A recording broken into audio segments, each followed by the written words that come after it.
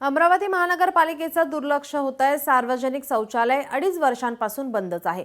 3 कोटी रुपयांचा चुराळा झालाय। प्रहार संघटनेचे विभागीय आयुक्तांना निवेदन देण्यात आले। 5 दिवसात टॉयलेट सुरू न केल्यास आंदोलनाचा इशाराही देण्यात आलाय।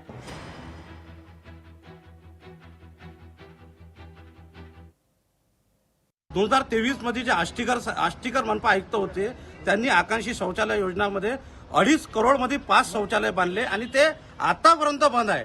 आणि त्यासाठी तुम्ही आमचे डोळे उघडले। आम्ही आज विभाग आयुक्त मॅडमना प्रहार जनशक्ती पक्षातर्फे निवेदन दिलं। 5 दिवसात जर त्यांनी ते उघडले नाही तर प्रहार संघटना स्वतः त्याचे कुलूप तोडल आणि तिथं त्याचं उद्घाटन करून या अमरावती शहरांच्या नागरिकांसाठी ते चालू करण आणि या भ्रष्टाचारामध्ये जो